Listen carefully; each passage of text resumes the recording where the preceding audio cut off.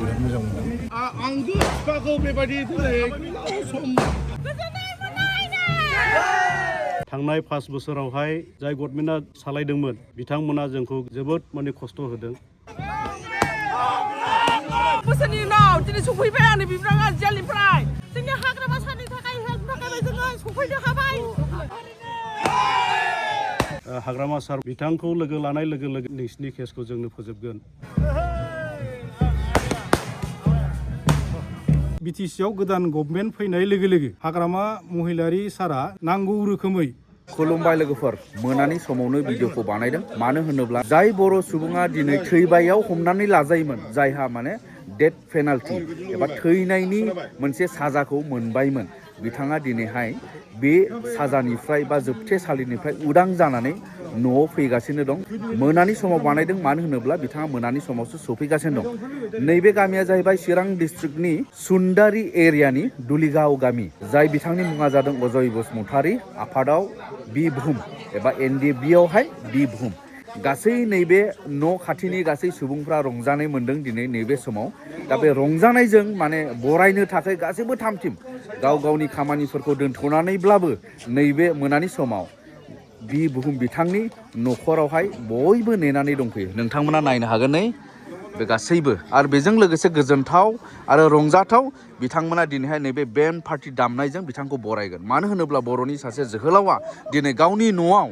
गोबाव बोसोरनि उनाव 14 बोसोरनिबो बारा गावनि न'खर बा गावनि आंगो न'खरखौ गारनानै गावनि आंगो गामिखौ गारनानै दिनै सफैगासिनो दं दा नायनो हागोन नोंथांमोना मादैमोन आयंमोन आबैमोन बाजैमोन नैबे अर सायनानै नेगासिनो दं नै सोरखौ नेदों मादै जोङो जोंनि बिबोनांखौ नेनाय जादों एसे रंजानो बाजानो सानदों आरो रंजागोन आयं मा बुंगोन हागौबादि आं जा फैगोन बिनि बिबाजै देरसिन नालाय औ दा बिबोनां फैगोननि गेजेराव खुसिजोंनो आङो गाबनोबो ओंखारो मिनिनोबो रंजानोबो लुबैयो माबायदि मोनदों दिनैलाय मोजां रंजानाय मोनदों ना मोनाखै मोनदों ओमफ्राय ओरैबो नै ज' दङ नै गासैबो गामिनि जोंनि टलगेट मोनफैबाय बाजै आब' नै बेलाय ओमफ्राय नैबो मा लादों आर'नाइ लाबाय दै सान्थि लाबाय मा जायो बे गबोगोनखौ बिहाव होमबालाय बिहामजोआ रेडि दै सान्थि लानानै बिहामजोआ रेडि बरायनो थाखाय जाय जोहोलावा दिनै फैगासिनो दङ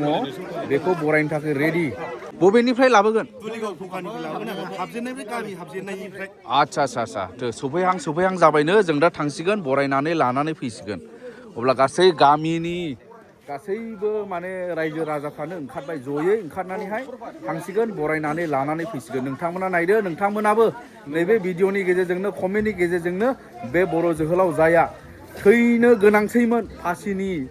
अर्डार मोनबायमोन फासिनि पानिशमेन्ट मोनबायमोन बिथाङा दिनैहाय उदां जानानै फैगासिनो दं गावनि आंगो न'आव नैबे गावनि आंगो गामि जायखौ बुंदों दुलिगाव बे गामिखौहाय नागारनानै थांदोंमोन हारिखौ सिबिनो होननानै बर' हारिनि थाखाय मावनो होननानै ओंखारलांदोंमोन दा बे बिथांखौहाय मोनफिननो हायाखैमोन नैबे गामिया खिन्थु दिनैनि दिनाव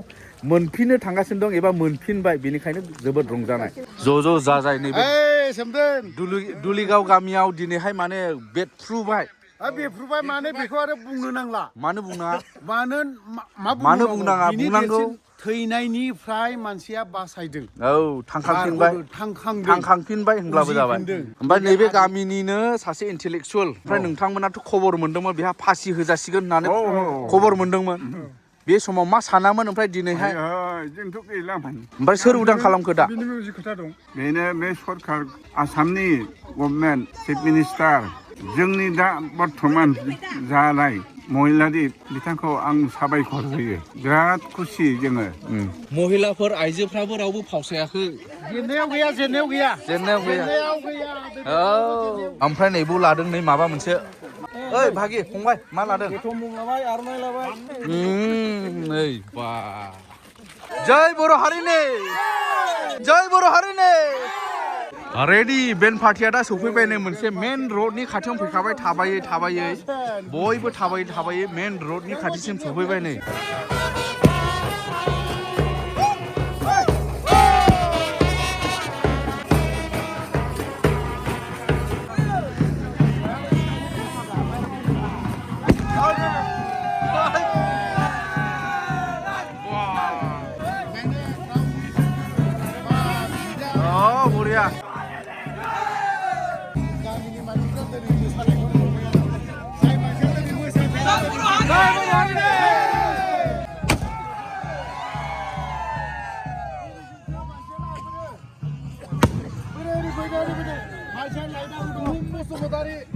अब्ला सफैबाय फाइनालि नैबे गारियाव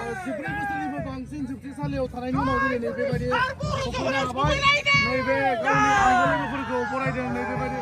बुहुम बसुमतारी 14 बोसोरनि बांसिन गोबाव सम जोबथेसालियाव थानानै दिनै नोंथाङा सफैनो हाबाय मा फोरमायगोन नैबे समावहाय गामिनि रायजो राजाफोरा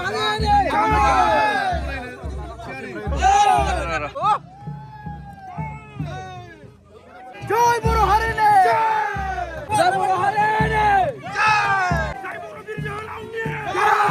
जय बर' बिर जोहोलावनि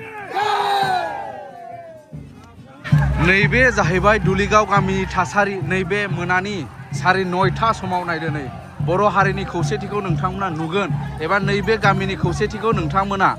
नैबे थासारिखौ नायब्लानो नोंथांमोना बुजिगोन वाव नायदो नै सासे बर' हारिनि थाखाय ओंखारलांनाय सुबुंखौ बेसेबां मान सन्मान होनानै दिनै बरायदों नोंथांमोना माबायदि बरायगोन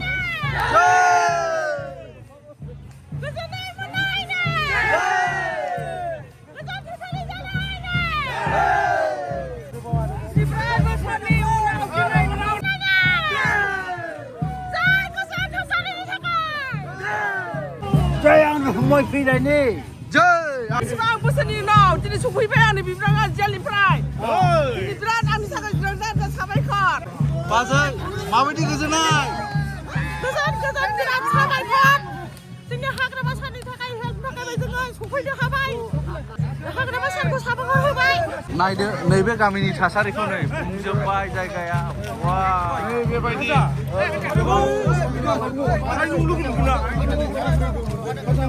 जय बिर जोहोलावनि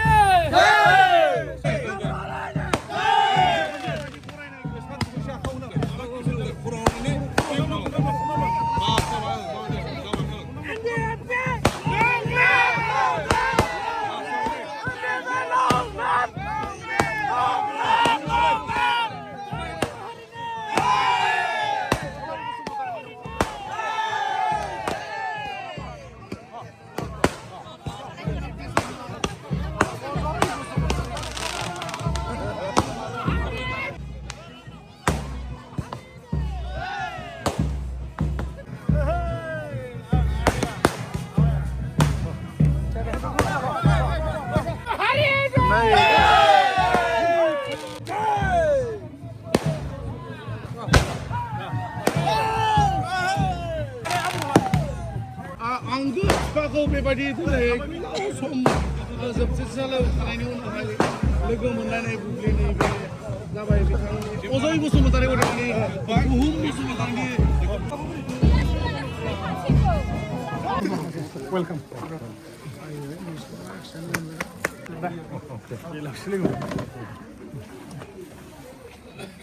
बेनिफ्राय लोगोफोर दानिया जोङो जाय खामानिखौहाय नैबे बिथांमोना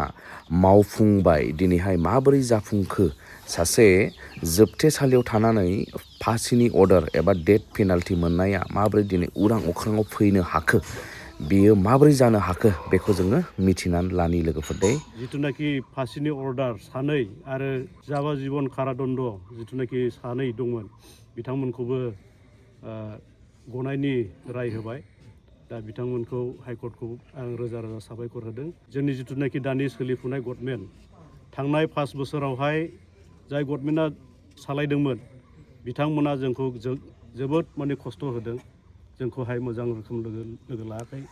आरो सासे मानसिखौल' बिथांमोना फोथायनानै जाय खामानिखौ मावदोंमोन खिन्थु बे खामानिया साक्सेस जायाखिसै खारन बिथांमोना पकेटआव गरम खालामनायखौल' सिन्था खालामनानैहाय जोंखौ लानानैहाय माखासे मानसिया दानाल खालामदों खिन्थु दानि जिथुनाखि सोलिफुनाय गभर्नमेन्ट जोंनि हाग्रामा सार महिलारि बिथांखौ लोगो लानाय लोगो लोगो बिथाङा जोंखौहाय बुंदों जि माने नोंसिनि केसखौ जोंनो फोजोबगोन आंनो फोजोबगोन आं नङाबा आरो सोर फोजोबनो दा बिथाङा बेखिनि खोथा होनाय लोगो लोगो जोंनो नांगौ रोखोमनि थाखा फैसा हेल्प होबाय आरो बिथांनि थ्रुयैनो गभर्नमेन्टआवबो बिथाङा किसु खोथाफोरखौ बुंहरनानै दिनै बे मोजां फिथाइया ओंखारबाय आंनि असे फंबाय बि बुहुम आफादाव बिरखां बसुमतारी अजय बसुमतारी 2018 आव साब्रै बिसोरखौ NIA कर्टआव सानमारि NIA कर्टआव मोनसे बार्डिक होदोंमोन। बे बार्डिकआव सानैखौ फासि अर्डार आरो सानैखौ जिउ जोबजासे जोबथेसालियाव थानायनि साजा बेखौ फोसावना होदोंमोन NIA कर्टआव। दा बे NIA कर्टनि बे रायखौ लानानै जोङो न'खरफोरा बा फेमिलिफ्रा जोङो गुवाहाटी हाइ कर्टआव जोङो आपिल खालामदों। आपिल खालामनायनि उनाव गोबाव सम हियारिं जायाखैमोन, द्रप थादोंमोन। दा बियो नै थांनाय नभेम्बर दाननि 25 तारिखनिफ्राय हियारिंआ जानानै डिसेम्बरनि 8 तारिखआव जोबदों। दा बे हियारिं जोबनायनि नैबे 1.5 माससोनि उनाव डिसेम्बरनि 30 तारिखआव गुवाहाटी हाइ कर्टआ जे जाजमेन्ट होबाय जे बे साब्रैनि केस जेनेखि केस बियो NIA कर्टआव जि रं मोनसे जाजमेन्ट होदोंमोन बियो दिनै बे 30 तारिखआव हाइ कर्टआ बेखौ रं मोनसे जाजमेन्ट होननानै मोनसे गोदान मोनसे राय होबाय हाइ कर्टआ। बेवहाय बे केसआ टटेलि दिनै एक्विटेड जाबाय। दा बेवहाय साब्रैबो जोबथेसालिनिफ्राय उदां अख्राङाव ओंखारनायनि मोनसे लामाखौ मोननो हादों। जों सिगांनि समाव नांगौबायदि जों मदद मोननाय जायाखैमोन। थांनाय 5 बोसोराव खनसेबो जोंखौ उकिलफोरजोंबो रायलायहोहैयाखै। न'खरनि मानसिफोरखौ जोंनि प्रिजनार फेमिलि मेम्बार कमिटिनि जों सोद्रोमाफोरखौ खनसेबो गुवाहाटीयाव लाङाखै बा एडभकेटफोरजों जोंखौ जगाजग खालामनानै होआखै। दा बेवहाय सोरबा माखासे गेजेरनि मानसिफ्रा खामानिखौ मावदोंमोन, बेयाव जोंहा सेटिसफाइ नङा आरो सेटिसफाइ जाथावथाव खामानिखौ मावनानै होनो हायाखैमोन। दा जोंहा गोदान BTC आव गोदान गभर्नमेन्ट फैनाय लोगो लोगो हाग्रामा महिलारि सारा जोंना चिफ सारा जेरैबायदि नांगौ रोखोमै फारफ्रोम दिगै मदद होनानै दिनै नैबे मोनसे गुवाहाटी हाइ कर्टआ मोनसे राय होनायाव बेवहाय दिनै जोङो जोबोद गोजोननाय दङ। न'खर हिसाबै गोजोननाय दङ आरो कमिटि हिसाबैबो गोजोननाय दङ। रायजो राजाया माखासे साननि उनाव जों नाब्ला सारखौबो जोङो उदां अख्राङाव मोनगोन होननानै मिजिंथिजायो।